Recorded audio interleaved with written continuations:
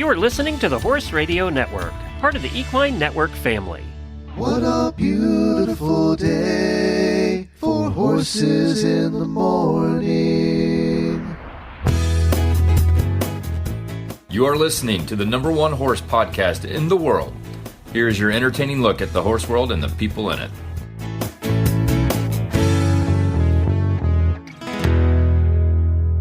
I'm Christy Landwehr. And I'm Sarah Honegger, and you are listening to this special monthly NRHA episode of Horses in the Morning on Horse Radio Network for this Thursday, May 9th, 2024. Good morning, Horse World.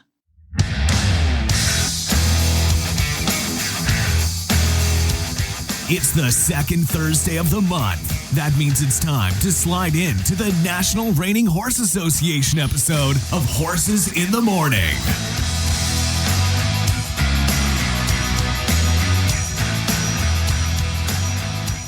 So in this National Reining Horse Association episode, we are going to find out more from Jim Kiser, the owner of Kiser Arenas, on how to get your arena dirt perfect for you and your horse sport.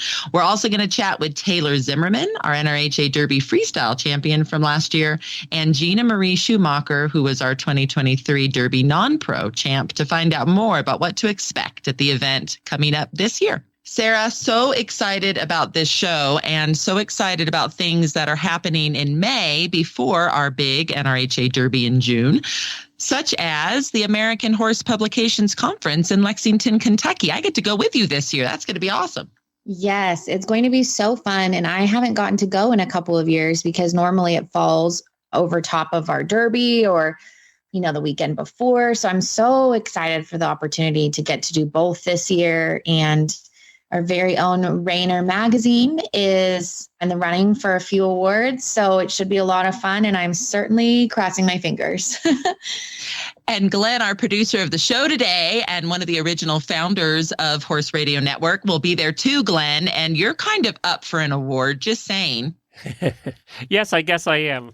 Yeah, I'll be there. Yeah, I was very flattered about that. Yes, the Equine Vision Award happens there too, and he is one of the finalists. So it's going to be an exciting year for all. It's awesome. I can't wait. It's always a really enjoyable time to just have so many people in the same industry, of course, but then really kind of this niche part of it. It's a great time to share ideas and network and just enjoy being together. I can't wait. And the other thing happening in May, which is super exciting, and I want you to share more with us, Sarah, is the youth officers of the NRHYA get to go to DC. What goes on there? Yes, it's a really fun event. We've done this 3 years in a row now, and we are fortunate enough to get to join our dear friends at the American Quarter Horse Youth Association. They have great relationships with folks in DC, and so we will go with them. And everyone groups off based on where they live in the U.S. And they actually get to go lobby on the Hill for different pieces of legislation that affect the equine industry.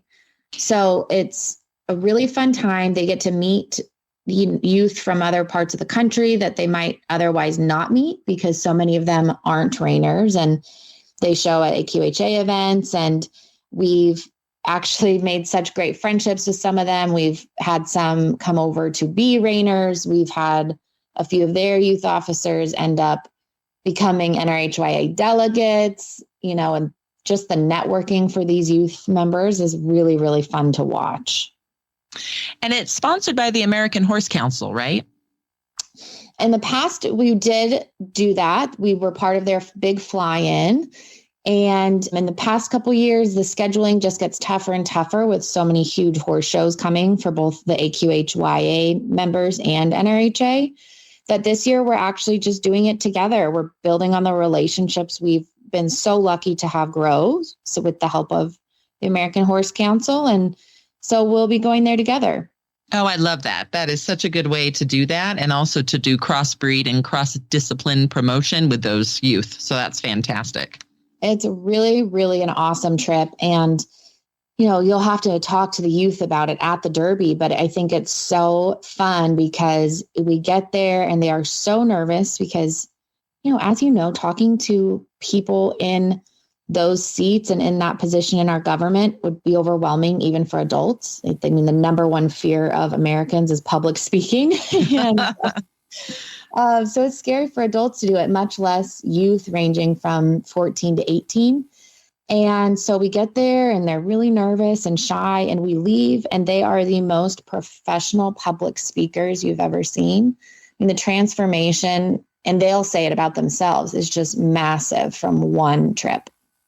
And speaking about public speaking, the Cinch Public Speaking Contest goes on at our 4-6's NRHA Derby that's presented by Markel in June.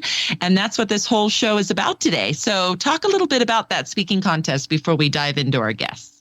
Yes, it's a great event. As you mentioned, Cinch is a part of it, and we're so thankful for that partnership.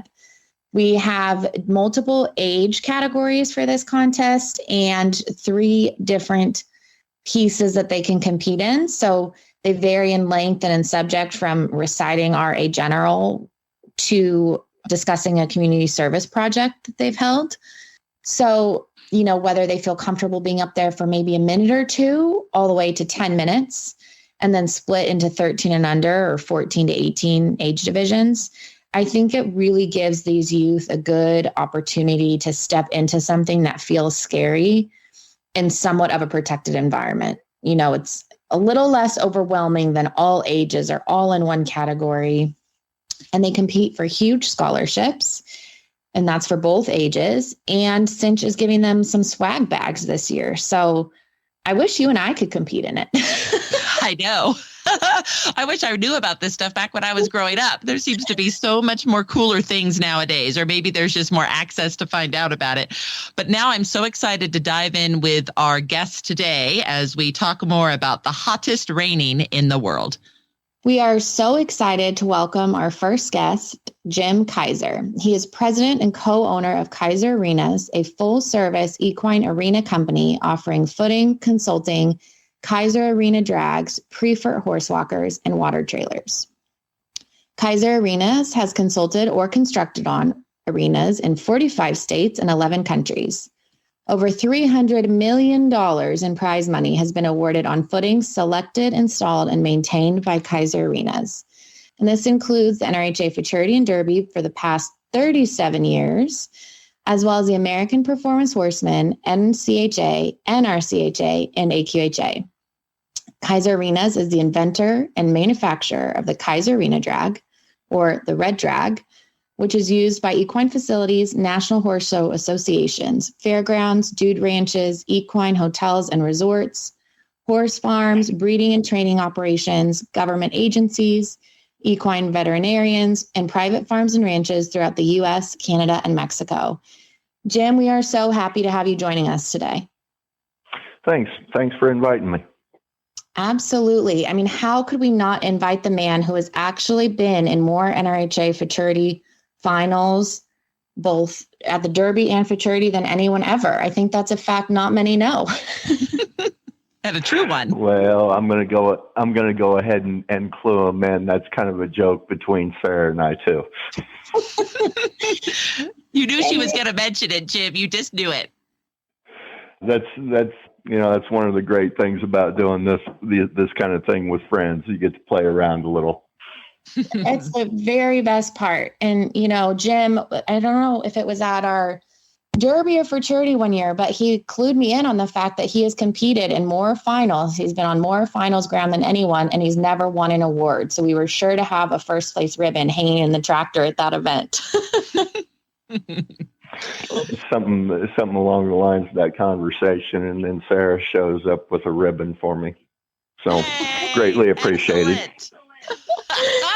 To Jim's point, you got to have fun at these things, especially, weeks in, and it gets a little delusional and a little slap happy with lack of sleep. We got to keep it fun.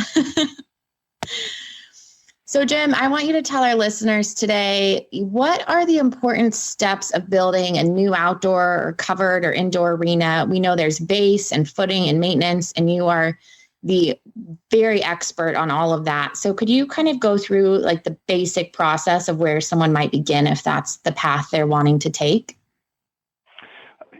So we always tell people that there's basically 3 key elements to a successful arena of any kind. And that starts with your material selection. You have to know what material works for your discipline and what those requirements are. You have to know what you're looking for. The second one is the right equipment. You have to have the right equipment to take care of this material. Otherwise, you're buying an expensive race car and trying to run it on iron tires. The third part of it is you have to have operator knowledge on what that material is supposed to function and feel like, and how to use your equipment to get the results that you need. So those are your three key elements to any arena. But your fourth one, if you want to open this up to building an outdoor arena, you also have to have the correct drainage plan. And your material selection is probably going to be a little bit different. You've got a wider variety of materials that you can use on an indoor or a covered arena versus what you can an outdoor, because it's exposed to the elements. Yes, I have an outdoor arena, Jim, and I teach riding lessons to people that are just learning. And I'll tell you, with our Colorado winds sometimes out here on the prairie, it just blows away. I mean, it's just, there's so much to it. It's crazy. Yeah, there's different climates even require a different type of footing, like you were just talking about in your area. Always have to understand, what your annual rainfall is. How does that rain actually come? What are your wind conditions that'll cause your wind erosion? There's places that we build arenas that we don't always get to use the sand that we would really prefer, because it's not a heavy enough sand to be stable enough to withstand wind conditions like that. So you have to use a bigger, heavier, coarser sand. So you have to be aware of all of those factors. That makes complete sense. And, this is our Derby show today. So I want to dive in a little bit to the ground at our two big events that we do with you every year, our Derby in June and our Futurity in November. The riders and trainers just brag on it all the time. So tell us a little bit about the process of how it enters the Coliseum. How does all that work? The material that's used at the Derby and the Futurity is actually stored in a building on the fairgrounds there in Oklahoma City. Twice a year, it's installed in the Coliseum in Barn 6. The first installation usually happens around Memorial Day for the Derby, and then it remains in there until after the AQHA Youth World Show in August. We install it again in October, right before the AQHA World Show, and then it comes out again about the middle of December. That process usually takes about a day for each arena, being the Coliseum and Barn 6. We usually install 13 to 14 inches of that material in the Coliseum. That's probably about the equivalent of about 1,500 cubic yards, and about half of that amount over in Barn 6. The difference being that the Coliseum has a concrete floor, and on occasion, for example, at the AQHA World Championships, we might run barrels in there, and so you just need more material to make sure that you don't ever find the floor. That's brought in. We can usually run about 5 dump trucks when we're putting it in the Coliseum, and we actually are compacting that material so as we put it in there so that we can establish a base a lot faster during the actual show prep part of it.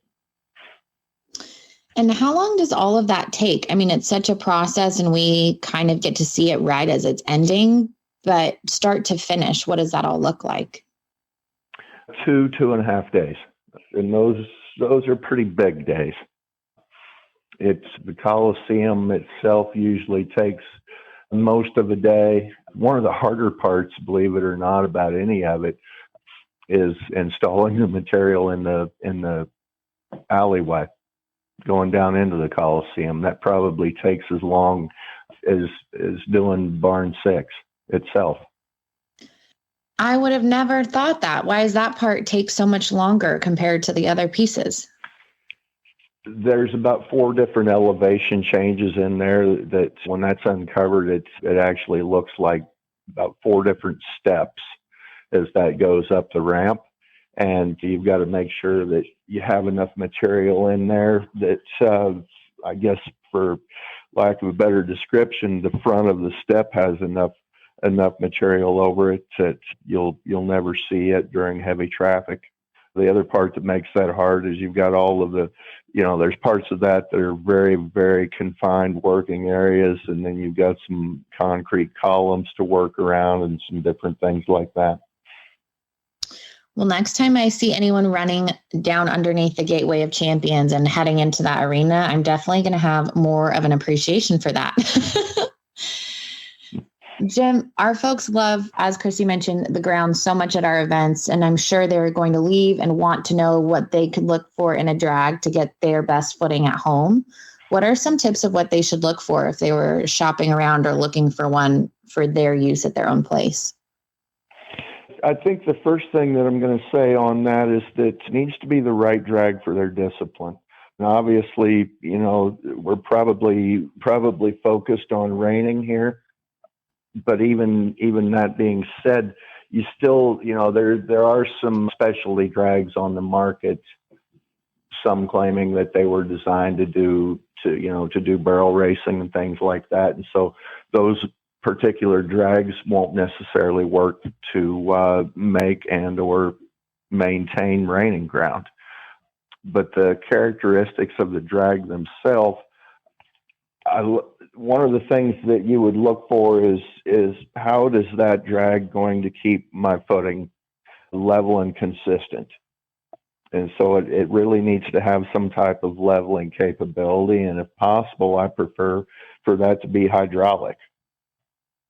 2 out of the 3 models that we make have a hydraulic leveling blade.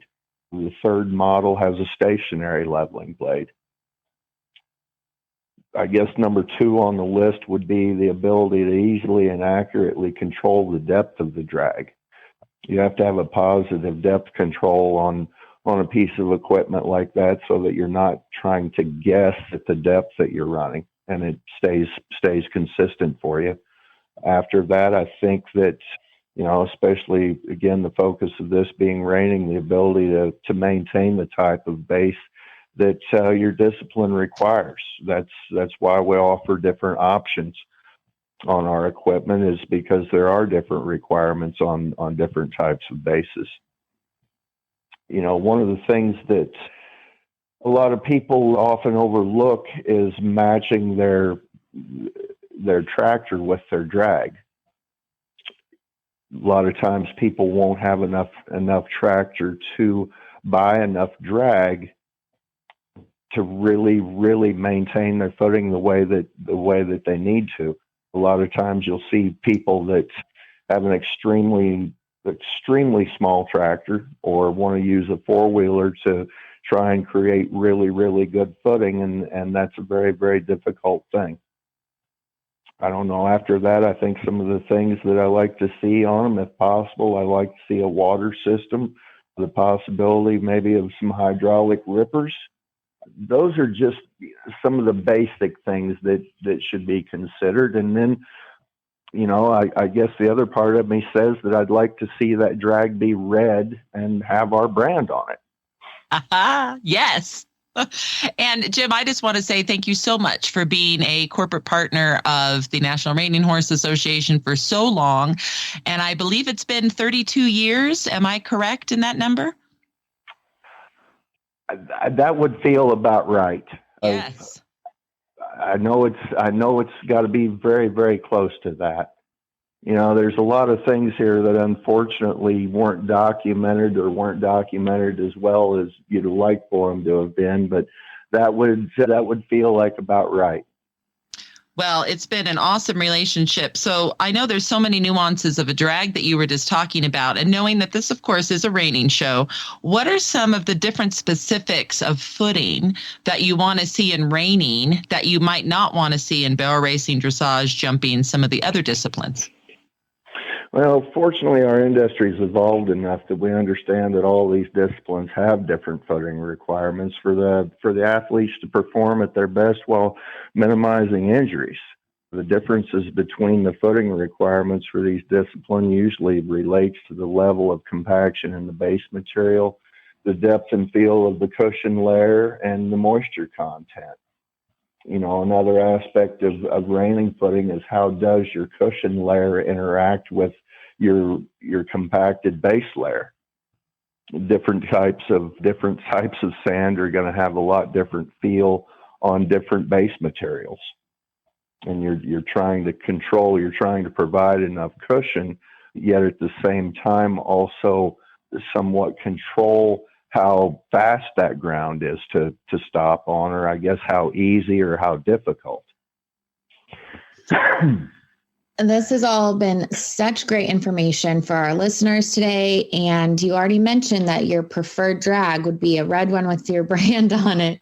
So we want to make sure that people can find out more information about Kiser Arenas and where to go to get the education, how to get in contact with you. So what is the best way for them to reach out and gain a little bit more knowledge if they're leaving this podcast and wanting to know more? Our website address is KiserArenas.com. And that's where you'll find all of our contact information, the information about our consultation service and our equipment.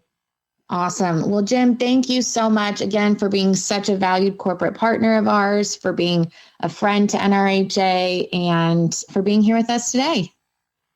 All right. Well, thank y'all. Thank you, Jim. And we'll see you, really soon, next month. It's not long. Yeah, all it's right. Not very far off. Well, I so enjoyed that. And let me tell you, the very first time that I officially met Jim, not my first time in a freshly drug arena, love them, love to do figure eights in them, serpentines in them, all the things. So he had just drug in our Coliseum at one of our shows.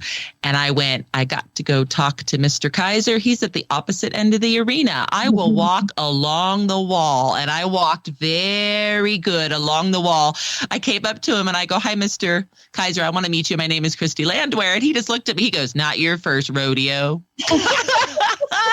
I go, "No." And then he proceeded to tell me all these stories of scribes and judges and all these people walking across the middle of his dirt after he had just made it perfect. And he's like, "I don't even know what they're thinking. I don't even know." It was great. That's such a classic. Every derby and every fraternity, there's, we have a drag break, and we'll take the youth officers on the back of a gator and throw out corporate partner goodies to the crowd and just kind of get everybody going again in the middle, and where there might be some downtime. And every time I'm driving through his beautiful arena on that little gator, I just feel his eyes in the back of my head being like, "Don't you go messing any of this up." Absolutely. Well, it was so good to have him on to talk about that, because no matter what you do with your arenas at home or arenas where you board or arenas where you show, it's amazing how much goes into it and how it's so fascinating, because it's really just dirt, but there's so much involved. Well, speaking of things that have a lot involved and you don't quite know when you see it at the surface level, our next guest is our past freestyle champion at the Derby. We are so excited to have our next guest on the show, Taylor Zimmerman. She is from Rogersville, Missouri. She was born into a family of reining enthusiasts, with her grandfather being a multi-million-dollar owner of ours. She graduated in May of 2023 from Southern Methodist University with a degree in journalism, and is about to graduate in May with her master's degree in business management. Hi, Taylor. It's great to have you on the show today. Hi, thanks for having me. You're just a little busy. Wow. That's a lot going on. Are you going to go for a PhD after? Where are you at with that? So right now my plan is to graduate and, get started in the work world, and then maybe go back and finish online and get my MBA degree. So I haven't really decided that yet. It's kind of just something that's maybe in the works for the future. But for now, that my plan is to just get started with work and see where that takes me. That is brilliant. So I have to tell everyone how you and I met. It was so funny. And hopefully you can share the story too a little bit better when we dive into the interview. But you coming in and saying that your run, at Derby last year that you had done, you were like, the slide, wasn't it the slider that fell off, right? The slider plate? Yeah. His slide plate flew off in our first stop. It actually almost hit me in the head. And so you're like, so that just didn't go so well. And so, you can sign up last minute at our event for freestyle if we know that you're going to do something that's going to be good and we're going to enjoy it and all the things. So you did. And you just put it all together, and then, gosh, you win. Wow. Yeah, it was a lot of fun, for sure, to say the least. It was awesome. So let's dive into the question. So what do you like most about reining? Why did you choose that discipline? Well, so when I was younger, when I first started riding, I was about 5, and my parents had gotten me a jumper pony. And so I think that was just a starter horse. Like, of course, a pony is every little girl's dream. And so I think that's something that I wanted. And I didn't do jumping with it. I just ran around a lot. Mhm. And my family has always done reining, and my dad and grandpa are very big into it. And my mom, she used to do all around and really focused on like the pleasure side of it. And so I definitely was going to do Western, of course. And then naturally reining just was something that I started doing. So I actually learned to ride at an all around barn. So I learned, how to sit in the saddle more so than anything from the get go. And then I had my little pony that I would lope around and stuff, and reining just came very naturally. It was just something that I was, born into. So it wasn't really something I picked, but I would have picked it if I could. I love it. But that's just kind of how it came to be. That's awesome. And Taylor, speaking of how things came to be, you kind of talked about the journey into entering the freestyle last year, but then you became the champion of the whole event, and your run was just absolutely beautiful. And I know your connection to the horse you won it on, it was really special. So tell our listeners a little bit about what it was like to win it, and then specifically with that horse under you as well. Whenever we originally went to the Derby to compete in the major event, and that didn't work out, losing the slide plate. So getting to enter the freestyle was just so cool on its own. And then getting to perform and, win was even more amazing. And that horse means a whole lot to me. We raised him. My grandfather, it's a product of his breeding program. So that was super special. And I've been showing him since he was 3. So really, since he could start being shown, I've been showing him, and he's just been so solid for me every time I go in the pen. He's a big confidence builder, and he just continues to be just such a good horse for me. Well, and he's also beautiful. He is just yes, so he is handsome. Very pretty. Oh Yes. my gosh. And we're so loving using you as our marketing right now for the freestyle. It's going to be this year, once again, sponsored by Visit Oklahoma City, which we're very excited to have them as a partner in it. And it's always on the Thursday when the end of the Derby. So this year it's going to be on June 20th, but very excited. But let's dive into a little bit more about this freestyle in general. For those that are listening that might not know what it is, could you explain to us a little bit more about the nuances of it? Like, how many particular things do you have to do when you pick what you're going to do in your freestyle? How did you personally choose costumes, music, and maneuvers to come up with during your run? Let's dive into all of that. Yeah, so I actually just learned all the details of the freestyle, last year, right the day before I performed. So I didn't know what went into it until the night before. And I believe the rules are you have to have 3 sliding stops. You have to have 2 spins, and it has to go either way, and 4 spins within each maneuver. And then, or 4 consecutive spins, but it counts as like 1 maneuver each way. And then you have to, I believe the 3 stops, the figure 8, and then a spin both way are the only required maneuvers, but a lot of people tend to add their own creative spin on it. So I know one person that performed last year brought in a secondary horse that was loose, and it was doing maneuvers with the rider and the horse. So they do something like that. Some people will, add maneuvers like side passing, or will take their bridle off or take the tack off to make it an increase in difficulty. But when I was creating my pattern, I didn't have time to practice, doing it without a bridle or without a saddle. So that wasn't something I was going to test out in the arena. But I just picked a song that I thought reminded me of my horse, and I picked Golden Hour by Juke. And that song is about like the golden hour that I believe a couple meets, but I related it to my horse as in he's my golden horse. So he's Palomino, so he's very bright. And so that's how I relayed the song over to him. And yeah, I dressed up in all gold, and I put a bunch of gold fringe on him. And my pattern, the way I made it is I tried to use parts and pieces of all the different NRHA patterns that were given, but I changed the beginning. I decided to trot down the center of the pen and then lope around and then run and stop when the main part of the song happened. And so I kind of ran my circles from there.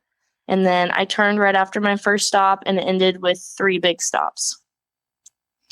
Well, Taylor, the run was so beautiful to watch, and your song choice, I love hearing how you paired it because, I mean, just visually, just gold flying around the arena in all terms. It was beautiful, but I think the meaning of that is really special too. Yeah, thank you. Yeah, it was a lot of fun. It was definitely a special moment. My mom actually came up with the idea of the song, so I wasn't really thinking that path in the beginning. I kind of was thinking like, there's a song, "A Star Full of Skies," or "A Sky Full of Stars" by Coldplay, and that was kind of my first thought. But then when she recommended the Golden Hour, that's when I was like, that definitely is perfect. Well, shout out to Mom because that really was a great touch. Yeah, it was perfect. If anyone listening today wants to see the run, we actually have the full video on NRHA's Facebook page or Vimeo. And then there are clips of it on our Instagram as well. And I would highly suggest watching it. It's absolutely beautiful to relive. And well, Taylor, you. I'm sure everyone is wondering, are you planning to enter it again this year and defend your championship? What is your plan this year at the Derby? So I am planning on doing it again with him this year. I don't have anything picked out in particular right now, but I want to do something sort of like it. Like I want to do like a part 2 of it and add to it a little bit, I think. But I haven't put it all together yet, but I'm definitely going to be entering on him again this year. I am so excited. You just made my day. Yes, I'm very excited too. Yeah, and I get to be spoiled and watch it in person. So that's going to be a fun night. Well, Taylor, thank you so much for being on the show today and explaining a little bit more about freestyle and about your win last year. And we're excited to see you defend your title this coming up month. It'll be great in June. Yeah, thank you guys so much for having me. So I don't know if you know this, Sarah, but my very first introduction to reining was through freestyle. And it was at the National Western Stock Show that happens here in Denver in January. And I remember leaving that event going, I don't know what I just watched, but I want to keep watching it. And I've pretty much gone every year since. It's a fantastic event in our sport. Oh, that's an awesome intro. And, you know, to your point, I think it's the best way to kind of dip your toe in the water and get to just see some beautiful horses, to choreography and music you enjoy. I mean, what's not to love? Yes. So for those listening that are in the Oklahoma City area or want to be, June 20th is your night and it's free to come. We're not going to charge anyone that night because Visit Oklahoma City is sponsoring. So everyone gets to come watch it for free. So please do plan on being a part of that. So now I'm so excited to also have another champion from last year. And this was the person who won our non-pro. Are you excited about it, Sarah? Yes. So Gina is going to be joining us here shortly. And when you think about someone that really loves the sport and really loves their horses, you just really picture her face every time. I just have never even seen her finish a beautiful run without like falling over the neck of her horse and petting on them and loving on them. And it's really just a beautiful moment. So I can't wait for her to join us. We are so excited to have the next guest on our Derby show today. Gina Schumacher surpassed the NRHA $1 million rider status in 22, riding CSO Bingo, bred and trained by her and her family. Later that same year, she earned our Cinch non-pro futurity co-championship, piloting Gunning for the Night, owned by XCS Ranch. She also won the 23 NRHA Pro Derby, non-pro Derby presented by Markel Championship. And her introduction to reining was through her mother. And also, she also bred and loved horses. And originally, Gina and her entire family is from Switzerland. And her family now owns and operates a facility in Texas, which is home of head trainer and NRHA $2 million rider Dwayne Latimer. Hi, Gina. How are you? Hi, I'm good. And you? I am good. And I'm so glad to have you on the show today. Let's go ahead and start with the question of how did your family become involved with reining to begin with? So my mom and dad, they were, traveling for his work and going around the world. And whenever we got a little older, Mom decided she wanted to have a horse again and do something with us, with the kids. And so they went on to search for what kind of horse she wanted, and they went from Arabians to Andalusians to, all sorts of things, and they were always a little crazy. And she found a quarter horse, which was super nice and quiet, and that's how she, got into quarter horses. And then she flew to the States and get to know, what other divisions or, sports you can do with those horses. And that's how she found reining. I love that. And I know you and your mom are the ones that are passionate about reining, but aren't your dad and brother, they're also the top in another industry as well. Can you tell us a little bit about that? Yeah, so my dad is a Formula One race driver, and he had an amazing career with Ferrari, and then he did a little bit with Mercedes in the end of his career after he was retired for maybe a year, decided he wanted to go back. And then awesome.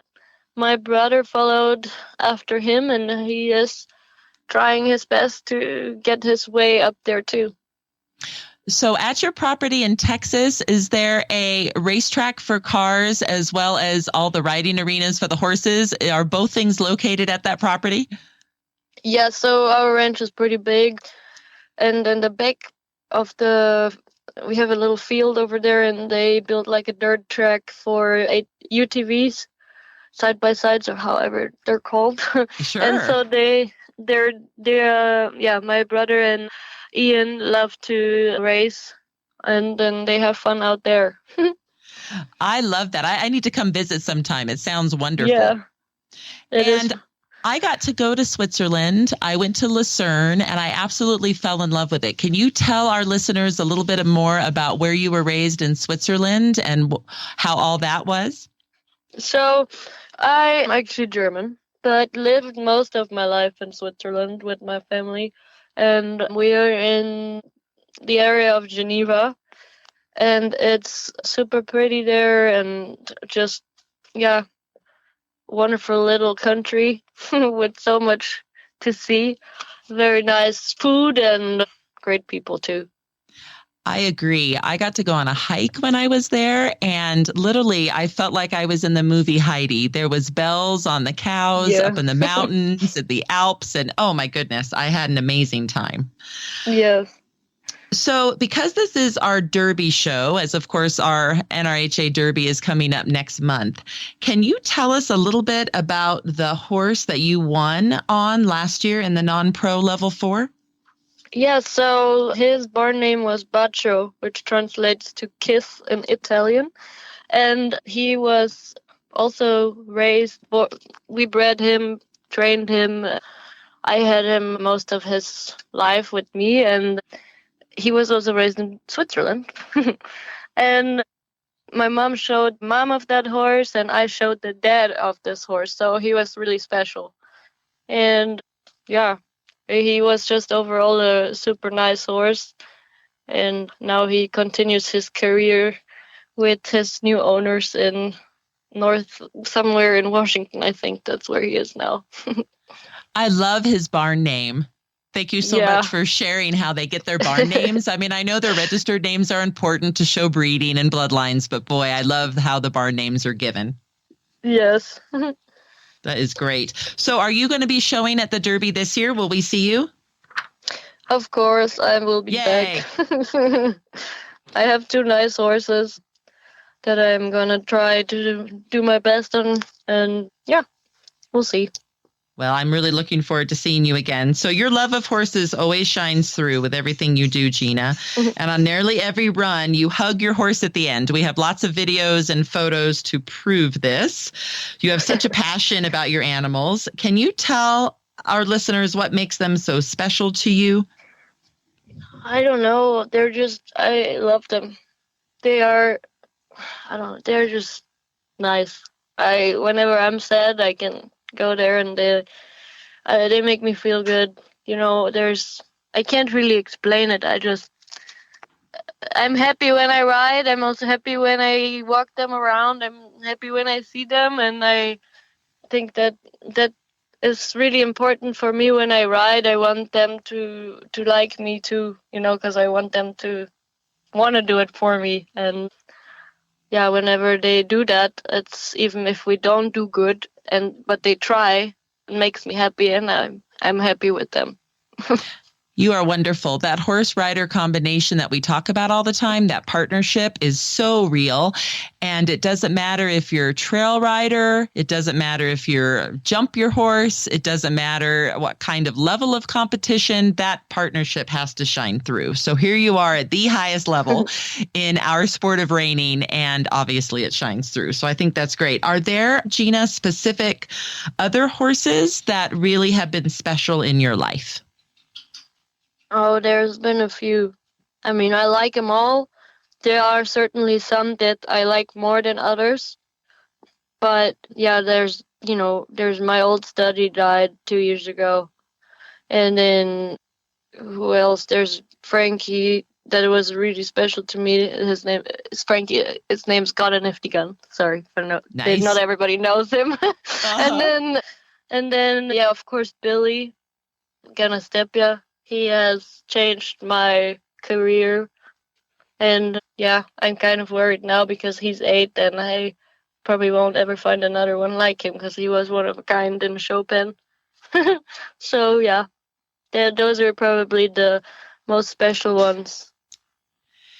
And then how about one more quick question, follow up to the last. Are there any certain qualities when you're looking for a horse that you think is going to do well in the reining pen? What are you looking for? Are you looking for a curiosity in them? Are you looking for an eagerness? What are some of the qualities that shine? Well, for me, it's really important that they want to work with you.